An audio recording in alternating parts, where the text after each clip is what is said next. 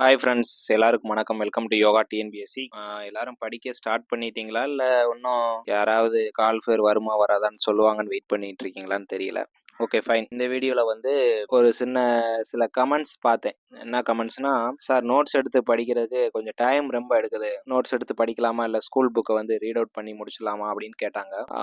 Notes மேக்கிங்கிறது வந்து ஒரு சாதாரண விஷயம் கிடையாது.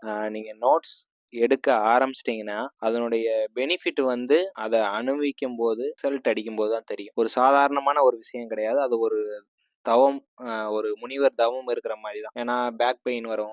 எல்லாரும் 6வது 7வதுலாம் ஈஸியாக வாட்ச் விட்டு போறாங்களே, நம்ம என்னடா ஒரு 20 ஒன் வேர்டு கூட எடுக்க முடியல, இதுக்கே ஒரு மணி நேரம் ஆகுது, அவங்க 1 ஹவர்ல ஒரு பாடத்தவே முடிச்சுட்டு போறாங்க அப்படிலாம் தோணும். ஏன்னா மைண்டு வந்து ஒரு வேலையை வந்து சீக்கிரமா செஞ்சு முடிக்கணும்னு தான் ஆசைப்படும். ஆனா நோட்ஸ் மேக்கிங்ல வந்து டைம் எடுக்கிறதுனால செவனேண்டு ஏதாவது ஒரு 5000 ஒன்லைனர் 10,000 ஒன்லைனர் நம்ம வாட்ச் விட்டு போனா கூட சீக்கிரம் முடிச்சிடலாம் அப்படின்ற ஒரு எண்ணம் வரும். ஸோ அது டோட்டலி ராங் தான். அந்த விஷயத்தை தூக்கி எரிஞ்சிருங்க. நம்ம நோட்ஸ் எடுக்கும் போது நம்ம மனநிலையில ஃபிக்ஸ் பண்ணிடணும்.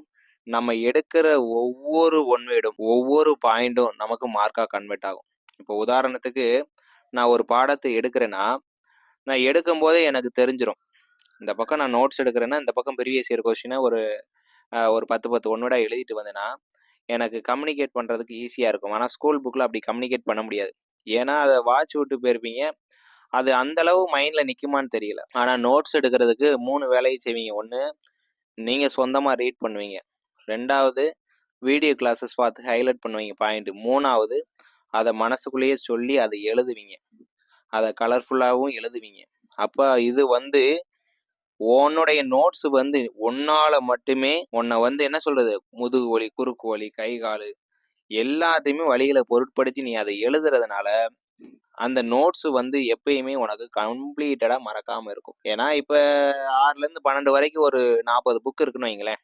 சோசியல், சயின்ஸ், தமிழ் எல்லாம் சேர்த்து. அப்போ ஒரு 40 புக் இருக்கும் பொழுது நீங்க கால்ஃபேர் வந்ததுக்கு அப்புறம் அந்த 30 புக்கு எத்தனை தடவை நம்ம புரட்ட முடியும்னு தெரியல. ஆனா நோட்ஸ்ன்றது அப்படி இல்லை. ஒரு 15 நோட்ஸ் எடுத்திருக்கீங்கன்னா, 15 நோட்ல நோட்ஸ் எடுத்திருக்கீங்கன்னா, அதை நான் சொல்லியிருக்கேன்ல, கால்ஃபேர் நம்ம ஸ்டார்ட் பண்ணி நம்ம எக்ஸாம் போகிறதுக்கு முன்னாடி மினிமம் 5 டைம்ஸ் வந்து நம்ம ரீகால் பண்ணியிருக்கணும். அப்போ புக்கெலாம் தொலாவுறது வேஸ்ட்டு. நோட்ஸ் எடுக்கிறதுக்கு டைம் எடுக்கும். திரும்ப திரும்ப சொல்கிறேன், நோட்ஸ் எடுக்க கண்டிப்பாக டைம் எடுக்கும். ஆனால் ஒரு தடவை நோட்ஸ் எடுத்துட்டிங்கன்னா நீ கையில் வேலை வாங்கிட்டு போயிட்டே இருக்கலாம். இதில் டவுட்டு படுறதுக்கு ஒன்றுமே கிடையாது. ஏன் அதை அழுத்த திருத்தமாக சொல்கிறோம்னா, அதை அனுபவிச்சா மட்டும்தான் தெரியும். நீ ரிசல்ட் அடிப்பில, வேலையை வாங்குவேல, அப்போ அந்த ஒரு 15-20 நோட்டு பேசும். நீ ஒவ்வொரு பேஜுக்கும் நீ மெனக்கட்ட அந்த உழைப்பு பேசும். அது ரிசல்ட்டில் தான் இருக்குது. அப்போ நோட்ஸ் எடுக்க கண்டிப்பாக டைம் எடுக்கும். ஒருத்தவங்க ஒரு பாடம் படித்து வாட்ச் முடிக்கிற ஸ்டேஜில் நீ ஒரு 3 பக்கம் தான் நீ நோட்ஸ் எடுத்திருப்ப. ஆனால் நீ நோட்ஸ் எடுத்து பழக பழக பழக அடுத்து திரும்ப ரீகால் பண்ணும்போது நீயே எலிமினேஷன் பண்ணலாம். நிறையா பாயிண்ட்ஸை நீயே எலிமினேஷன் பண்ணி இவ்வளோதான் சுருக்கி காட்டிடலாம். ஓகேவா? கரும்பு சாறு மாதிரி தான். கரும்பு இவ்வளோ கொண்டு போகிறோமா, அதில் வர சாறு தான் நோட்ஸ். அப்போ என்ன பொறுத்தளவு நான் சொல்லக்கூடியது, டைம் எடுத்தாலும் பரவாயில்ல, நீங்கள் கன்சிஸ்டன்ஸாக உழைங்க. உங்களால் ஒரு 10 பக்கம் ரெகுலராக நீங்கள் எழுத முடியலன்னா நம்ம கவர்மெண்ட் படிக்கிறதே வேஸ்ட்டு. கவர்மெண்ட் எக்ஸாம் படிக்கிறதே waste. Everyday only 10 pages only right. 10 page மட்டுமே எழுத முடியும். எழுதலாம், அதை தாண்டி எழுதுங்க. நான் மினிமம் 10 பேஜ்ன்னு சொன்னாலே 100 நாளில் 1000 பேஜ். 1000 பேஜில் எவ்வளோ விஷயம்.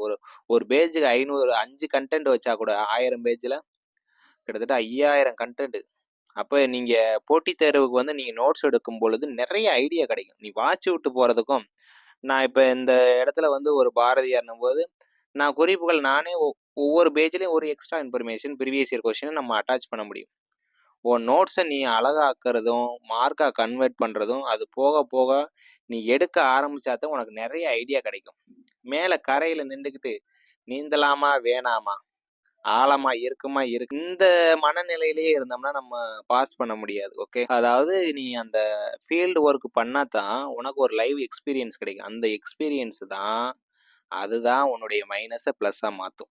ஓகே, நீ மேலோட்டமா நீ வாட்ச் விட்டுட்டு போய்கிட்டே இருந்தேன்னா உன்னுடைய என்ன பண்றேன்னு உனக்கு தெரியாது. ஆனால் நோட்ஸ்ன்றது அப்படி கிடையாது.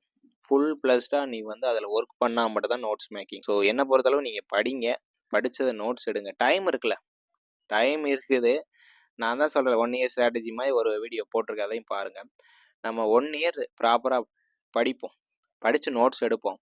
இது வந்து கால்ஃபேர் வர்றதுக்கு முன்னாடி எவ்வளோக்கு எவ்வளோ நோட்ஸ் எடுக்க முடியுமோ எடுத்துருங்க. தமிழ் எடுங்க 6 to 10 சயின்ஸ் எடுங்க, 6 to 10 சோசியல் எடுங்க, +1 +2 எடுங்க. கால்ஃபேர் வந்ததுக்கப்புறம் நீ எவ்வளோ நோட்ஸ் எடுத்திருக்கியோ அந்த நோட்டை ஃபுல்லாக கலெக்ட் பண்ணி வச்சுக்கிட்டு நீ என்ன பண்ணணும், அப்போ ஏதாவது ஒரு இன்ஸ்டியூட்ல வந்து ஒரு ஷெட்யூல் கொடுப்பாங்க.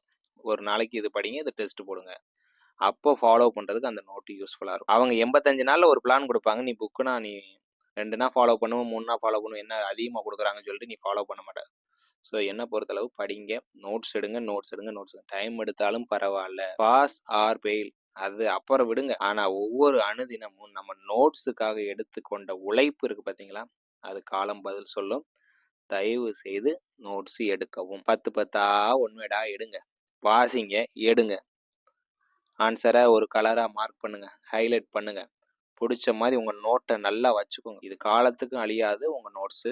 கண்டிப்பாக தயவு செய்து நோட்ஸ் எடுங்க. எடுத்தால் மட்டும்தான் ஜெயிக்க முடியும். நாளைக்கு வந்து டைம் வந்து ரொம்ப இழுக்கும் புக்கை வச்சு படித்தோம்னா. கடைசி 85 நாளில் நம்ம வந்து ஆயத்தமாக இருக்கணும்னா நம்ம நோட்ஸை புரட்டி நம்ம டெஸ்ட் பேஜ்லாம் அடிச்சு பார்க்குறது கரெக்டாக இருக்கும். Okay, thank you so much. Video முடிச்சுக்கிறேன். Final conclusion for this video, notes making கண்டிப்பாக எடுங்க. தேங்க்யூ.